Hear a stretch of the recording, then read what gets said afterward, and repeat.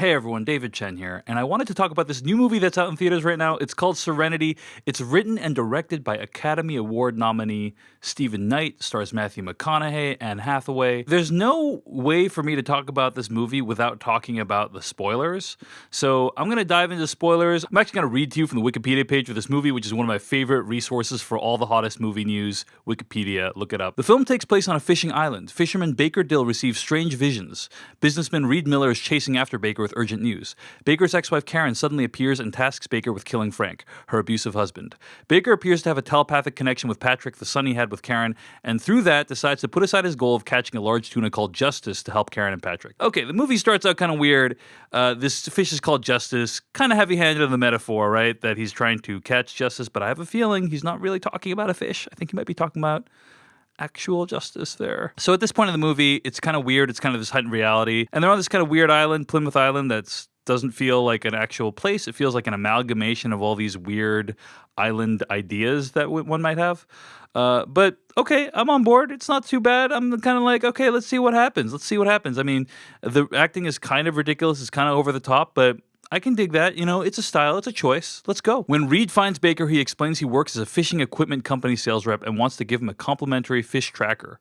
However, Reed inadvertently reveals to Baker that he is a character in a video game Patrick is playing. The real Baker died during a war, and his son has reprogrammed the fishing video game to live out a fantasy of killing his abusive stepfather.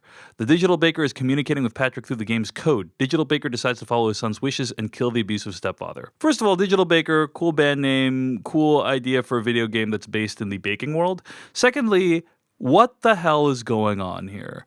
The entire movie up until this point has been a video game.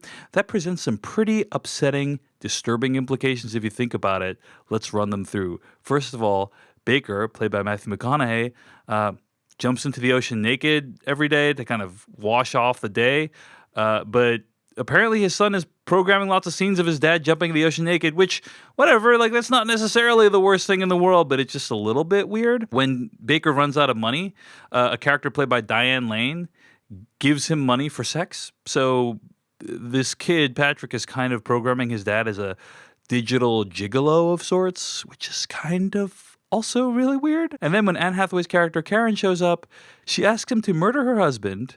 She and Matthew McConaughey's character Baker have sex, and when they remove her clothes, she has all these scars all over her, and then they make love for a little bit, but then Baker just uses that as a way to declare that he's won over her husband.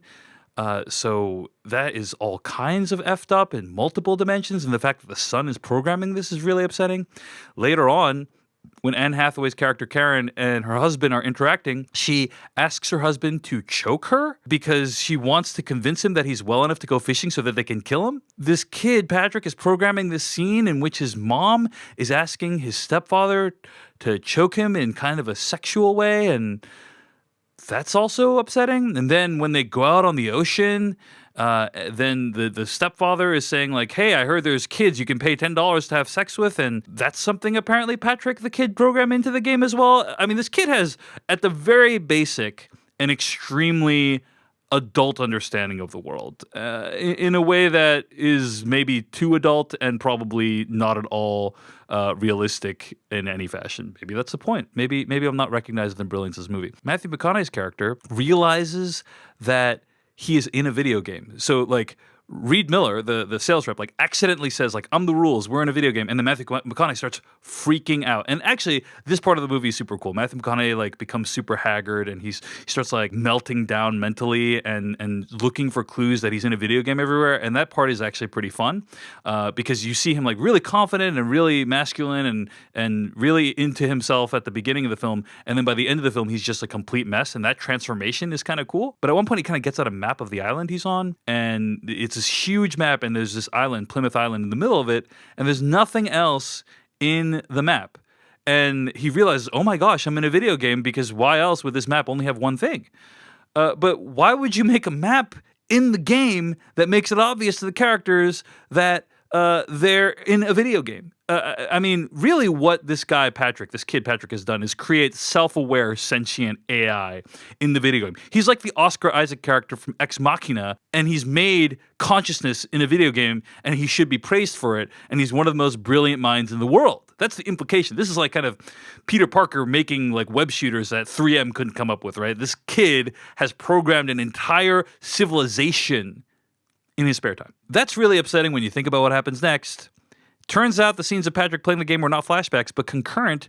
Just after Digital Baker kills the digital stepfather, Patrick picks up a knife to finally confront the real-life abusive stepfather who has been beating his mother in the next room for years. So Patrick takes out a knife in the real world, kills the stepfather, and I think at the end of the movie, it's implied that he kind of gets out of there and he gets to connect with Digital Baker, the digital version of his father, and everything's okay and everyone's happy. But a lot of troubling things when you think about it a little further, right? We're meant to root for this kid murdering his dad, his stepfather, I should say, which, depending on your thoughts on retributive justice, may or may not be okay. If you think back to his mom's character, right, like Karen, right? Like the Patrick's mom, Karen, played by Anne Hathaway in real life and theoretically in the game, what was his perspective on her? Because she's kind of portrayed as a gold-digging bad person, when in reality, Matthew McConaughey died in the war, and she probably was just like looking for stability, trying to move on with her life.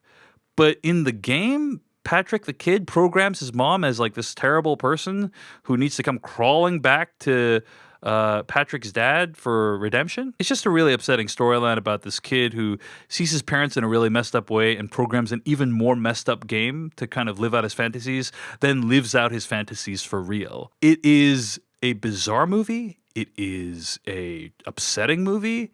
It is a movie that makes you wonder, what the heck did you just watch? And many people would call it bad.